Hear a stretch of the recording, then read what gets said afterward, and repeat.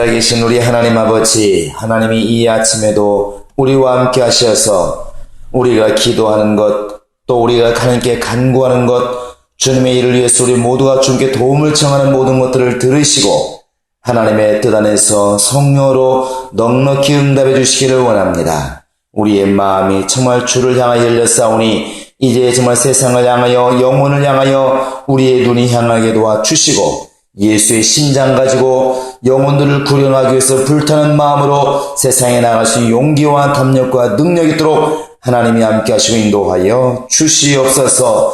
날마다 주의 말씀을 증거하라 명하셨으니 어찌되었든 우리는 정말 날마다 우리의 입을 벌려서 예수를 전하게 도와주시고 정말 우리 주변의 모든 사람들을 살릴 수 있는 능력 있는 교회요 우리 모든 성도가 될 수 있도록 하나님이 함께 하시고 인도하여 주시옵소서. 감사하고 예수 이름으로 기도합니다. 아멘. 하늘에 계신 우리 아버지여, 이름이 거룩히 여김을 받으시오며 나라 임하옵시며 뜻이 하늘에서 이룬 것 같이 땅에서도 이루어지이다. 오늘날 우리에게 일용할 양식을 주옵시고 우리가 우리에게 죄 지은 자를 사하여 준 것 같이 우리 죄를 사하여 주옵시고 우리를 시험에 들게 하지 마옵시고 다만 악에서 구하옵소서. 나라와 권세와 영광이 아버지께 영원히 있사옵나이다. 아멘. 자, 우리 하나님 말씀은 디모데후서 4장 1절부터 8절까지 보겠습니다. 디모데후서 4장 1절로 8절입니다. 시작. 하나님 앞과 살아있는 자와 죽은 자를 심판하실 그리스도 예수 앞에서 그가 나타나실 것과 그의 나라를 두고 엄히 명하노니 너는 말씀을 전파하라. 때를 얻든지 못 얻든지 항상 힘쓰라. 범사의 오래 참음과 가르침으로 경책하며 경계하며 권하라. 때가 이르리니 사람이 바른 교훈을 받지 아니하며 귀가 가리워서 자기의 사욕을 따를 스승을 많이 두고 또 그 귀를 진리에서 돌이켜 허탄한 이야기를 따르라. 그러나 너는 모든 일에 신중하여 고난을 받으며 전도자의 일을 하며 내 직무를 다하라. 전저와 같이 내가 벌써 부어지고 나의 떠날 시각이 가까웠도다. 나는 선한 싸움을 싸우고 나의 달려갈 길을 마치고 믿음을 지켰으니 이제 후로는 나를 위하여 의의 면류관이 예비되었으므로 주 곧 의로우신 재판장이 그 날에 내게 주실 것이며 내게만 아니라 주의 나타나심을 사모하는 모든 자에게도니라. 우리 신앙인들, 특히 예수 믿는 예수의 사람들, 우리의 모든 예수 믿는 사람들의 삶의 귀결은 결국 전도입니다.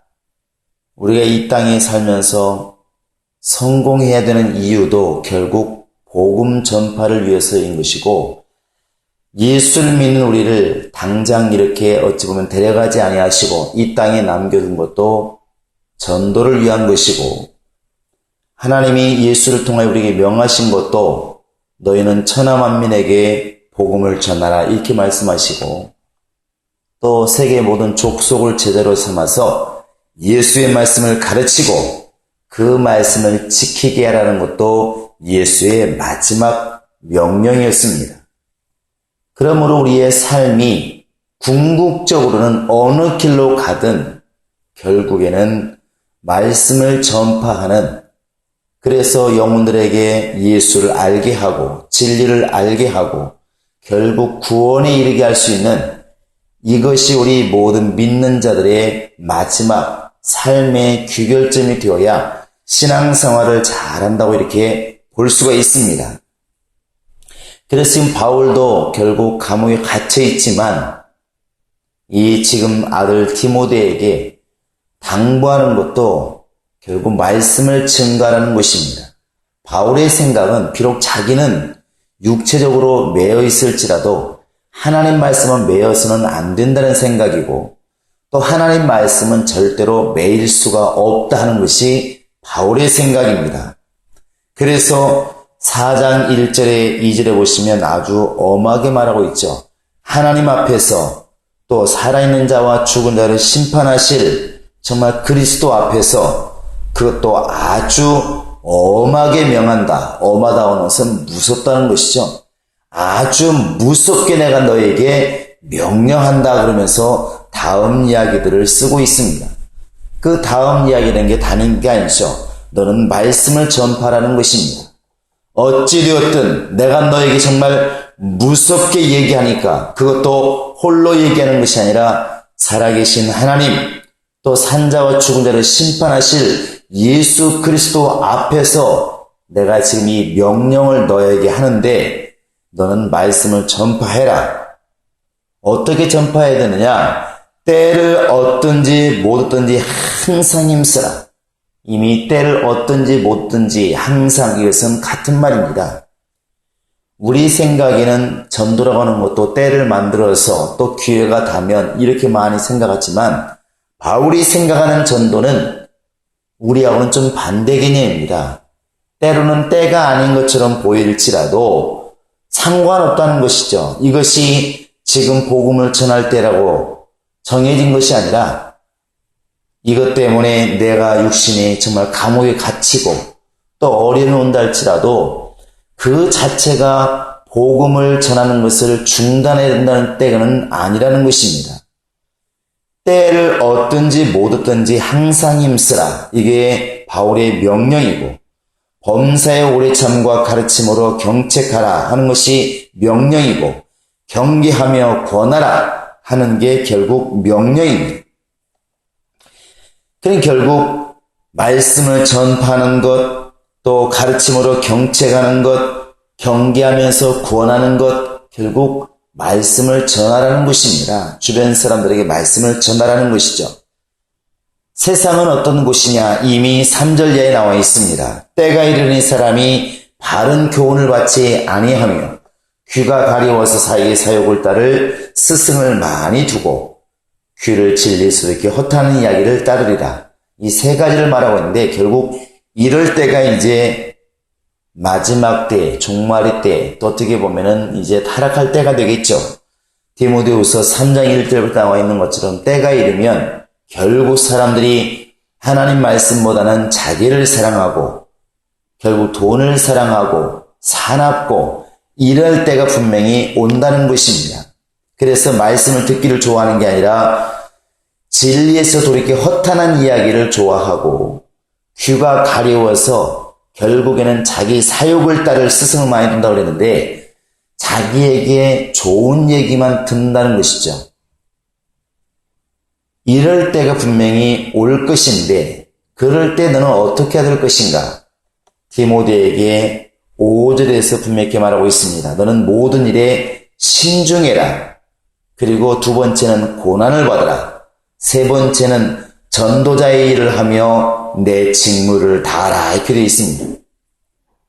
신중하라는 게 무엇입니까? 사람들이 모든 사람이 다 그러니까 이런 것에 휩쓸리지 말고 그럼에도 불구하고 너를 지킬 줄 알고 그럼에도 불구하고 복음 때문에 고난을 받을 줄 알고 세상 모든 사람이 진리의 말씀을 듣기를 싫어하고 자기가 원하는 말만 듣고 타락해 갈지라도 그럼에도 불구하고 너는 전도자의 일을 하고 네 일을 할 것을 제대로 했으면 좋겠다 하는 것이 바울의 당부입니다. 그러면서 바울이 자기에 대해서 이제 쭉 얘기를 합니다. 내가 지금까지 살아온 것을 설명하는데 7절에 보시면 나는 선한 싸움을 싸웠다. 그리고 달려갈 길을 다 마쳤다. 그리고 나는 믿음을 지키었다. 참 자기 스스로를 이렇게 말할 수 있다는 게 참 대단한 것 같습니다. 일생 동안 생명을 위해서 복음을 위해서 나는 싸움을 싸웠고 내가 가야 할 길을 다 갔고 그러면서도 타락하지 않고 믿음을 지켰다. 너무 당당히 이렇게 디모데에게 자기를 소개하고 있습니다.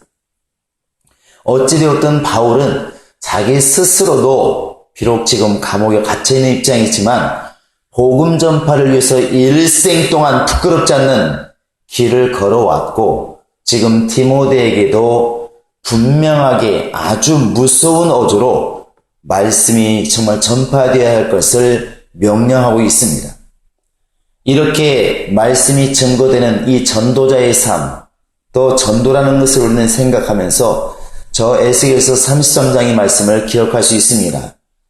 이제 6절에 보시면 어떤 사람들이 바로 재앙이 임할 때에 그 재앙이 임하는 것을 보고 파수꾼들이 경계하지 않으면, 가서 나팔을 불지 않으면 핏값을 내가 너한테 받겠다. 물론 그 사람은 자기 죄 때문에 죽겠지만, 그러나 그 죽는 사람의 핏값을 말하지 않은 사람, 나팔 불지 않는 사람, 바로 그 파수꾼에게서 내가 핏값을 받겠다, 이렇게 말씀한 적이 있습니다. 그리고 7절에 보시면 내가 너를, 이제 그들을 경계하는 경고의 나팔로 너를 세웠다, 이렇게 하나님의 에스겔서 33장에 말씀하고 있습니다.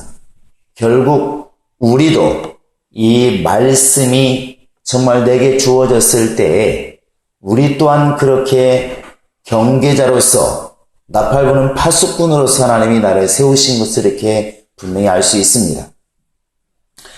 우리는 그동안 잘 몰랐는데 미국이라든지 독일이라든지 프랑스라든지 이런 나라들에 보면은 그 선한 사마리아인의 법이라는 게 있다고 그럽니다. 거의 선진국은 다 있는데 우리나라에는 아직도 이 법을 실행하지 않고 있다. 그래서 어떤 신문에 보니까 우리나라도 빨리 이 선한 사마리아 법을 빨리 이제 실행해야 된다, 이렇게 쓴 것을 보았습니다.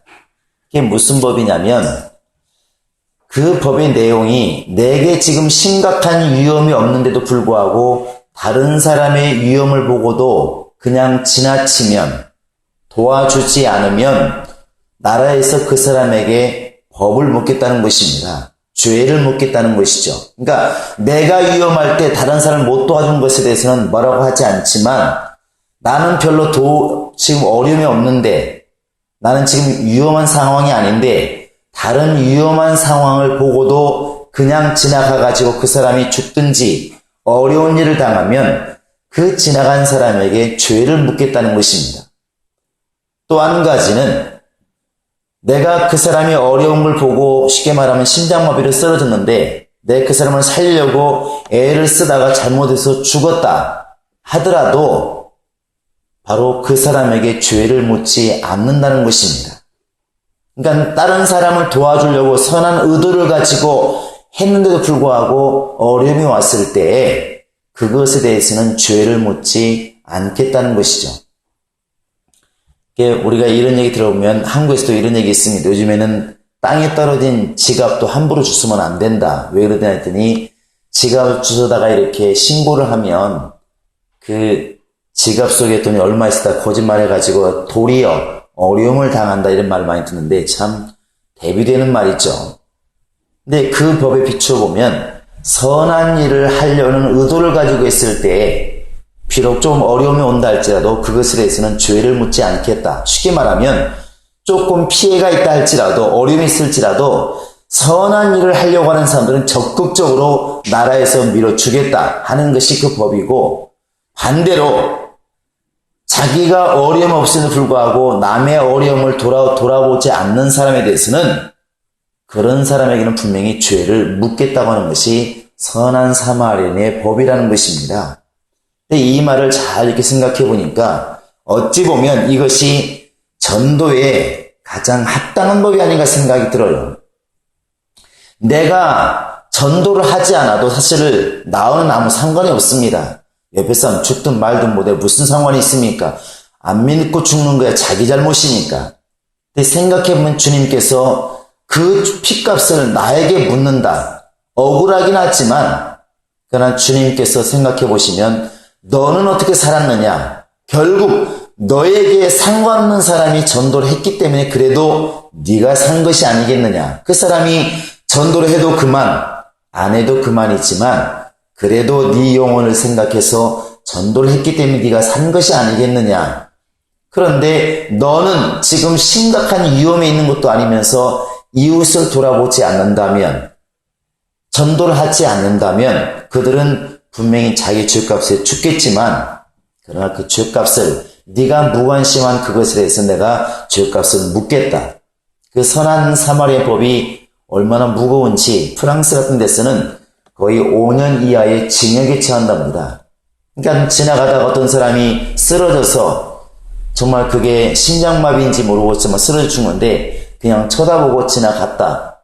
나중에 알고 보니 이 사람이 별로 바쁘지도 않는데 그 귀찮으니까 지나갔다. 알게 되면 결국 감옥 가는데 5년 이하의 징역에 처한다는 것입니다.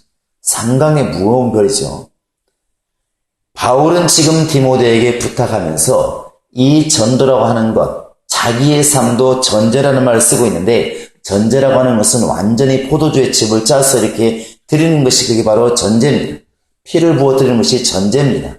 그러니까 내 자신을 완전히 정말 완전히 인생을 쥐어 짜듯이 짜서 나는 주님께 드렸다는 것이죠. 디모데에게 그러니까 이런 당당한 말을 하는 것입니다.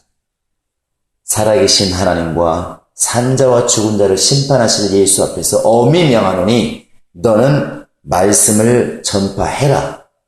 전도인의 일을 해라. 이것이 너의 직무니까 이 일을 잘 감당하면서 살아라. 때가 되면 사람들은 분명히 진리에서 벗어나고 믿음에서 벗어나고 하나님에게서 벗어나려고 몸부림을 치지만 너는 그럼에도 불구하고 이 전도자의 삶을 잘 살았으면 좋겠다. 이것이 너가 걸어가야 될 길이고 분명한 삶이라는 것을 일러주고 있습니다.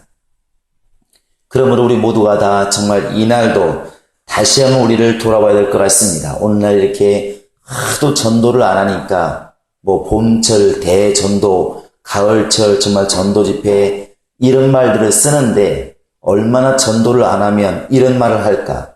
또 은인 중에 우리 목회자들도 또 성도들도 전도라고 하는 것은 전도할 때가 되어야 전도할 만한 영혼이 나타나야 이렇게 전도를 해야 된다는 생각이 자리 잡고 있는데 사실 오늘 말씀에 보면은 때를 얻든지 못 얻든지 해야 되는 것이 전도이고 우리가 기도라고 하는 것을 항상이란 말을 쓰는 것처럼 여기에도 항상 힘쓰라 그랬으니까 전도도 항상 이렇게 힘써야 되는 것이 전도라는 것을 알 수가 있습니다.